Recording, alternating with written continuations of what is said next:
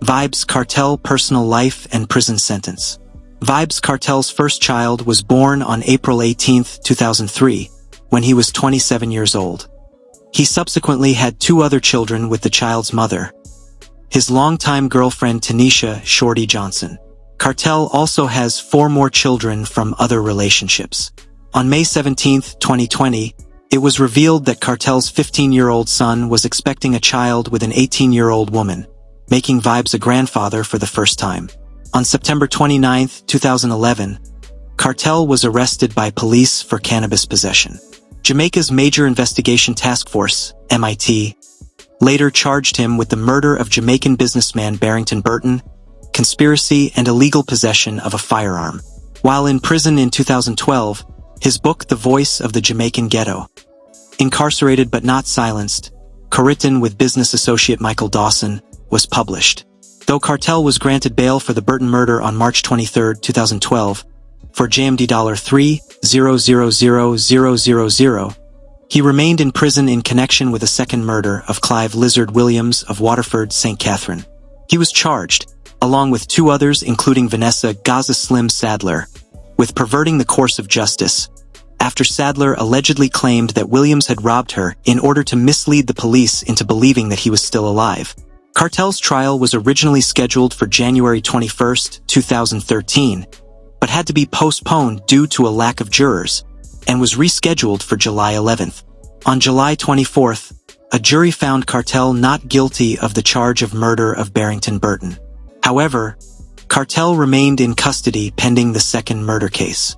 His trial for the murder of Clive Williams started on November 18, 2013, and on March 13, 2014, he was found guilty by an 11-member jury 10-1 of the murder of 27-year-old Clive Lizard Williams. The 65-day trial was said to have been the longest in Jamaica's history. On April 3, 2014, Kartel was sentenced to life imprisonment. Justice Lennox Campbell said he would be eligible for parole after serving 35 years. Exactly 6 years later, on April 3, 2020, a 3-member panel of judges in the Jamaican Court of Appeal reaffirmed Kartel's conviction. On April 17, 2020, the Court of Appeal reduced Kartel's parole eligibility to 32 years and 6 months, citing Justice Campbell's failure to consider time the singer had spent in jail while awaiting trial in 2014. Kartel will now be eligible for parole in 2046. On March 14, 2024, Kartel's conviction was quashed by the UK Privy Council due to juror misconduct, requiring the Jamaican Court of Appeal to decide if a retrial will take place. The date for said decision was set to begin on June 10, 2024. He has net worth of approximately $1 million. Vybz Kartel early life and career beginnings. Palmer started his career as a teenager in 1993 with his first recording, Love Fat Woman, which he released on Alvin Reed's label One Heart, using the moniker Adi Banton, and homage to Buju Banton. Palmer was later part of the 3-member group Vybz Kartel, keeping the name for himself after the group split up. While still a member of the group, he claims to have written nearly 30 songs, including Gal Clown. He eventually became a protege of Bounty Killer. Kartel rose to prominence in 2003 after having a string of hit songs in Jamaica.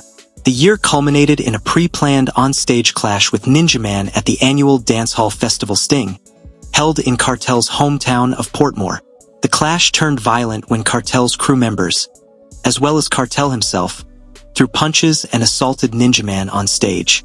While Kartel's manager initially blamed Ninja Man, Kartel himself quickly apologized to Ninja Man and festival organizers for the fracas. For days after the incident, the 2 artists appeared before the press to announce a settlement of their differences and to end any animosity. From the beginning through the midst of his ongoing career, Kartel released a number of albums through the UK-based label Greensleeves Records, such as Up 2D Time, More Up 2D Time, and JMT. He established his own label, Adidja Not Nice Records, with his business partner and producer Ainsley Not Nice Morris. After splitting with Bounty Killer-led Alliance in 2006, Kartel joined the Portmore Empire, a group of dancehall DJs and singers from his Portmore neighborhood that he signed to his newly founded Adidja Not Nice Records. The members included Popcaan, Tommy Lee, and Ja Vinci. In 2008, Corey Todd, an American businessman, signed Vybz Kartel to an endorsement deal for Vybz Rum. The relationship between Todd and Kartel developed into a business partnership. Together they launched Dagger & Condom and Street Vybz Rum. Todd then purchased Jamaica's most popular dancehall nightclub, Asylum, which became the home to their weekly event called Street Vybz Thursday. Street Vybz Rum production was stopped in 2011 because of a disagreement between Kartel and Todd. However, the collaboration resumed in 2012 as the two settled their differences, and despite Kartel's ongoing incarceration. Feud with Mavado. A public feud between Kartel and former collaborator Mavado arose towards the end of 2006, stemming from Vybz's much-publicized departure from the dancehall conglomerate group The Alliance. The feud resulted in numerous diss tracks released, in which each artist dissed the other and their associates over popular dancehall rhythms. In a police-overseen press conference in March 2007, both Mavado and Vybz Kartel publicly announced an end to hostilities and apologized to fans. However, by the summer of 2008, tensions flared with a renewal of diss tracks from each artist, and a lyrical clash between the two at Sting 2008 left mixed views as to the winner. Most of 2009 saw a continuation of the public feud, which dominated Jamaican media and, to a certain extent, Jamaican culture, with the two artist factions, Gaza Kartel and Gully Mavado, being adopted by Jamaican youth, in some cases leading to street violence. On December 8, 2009, Kartel and Mavado met with Jamaican Prime Minister Bruce Golding in an attempt to end the feud, which had by that time fueled mob attacks in some of the inner-city neighborhoods of Kingston. The two had performed together on stage the previous night in a sign of goodwill at the West Kingston Jamboree, a concert promoted by drug lord Christopher Dudas Coke.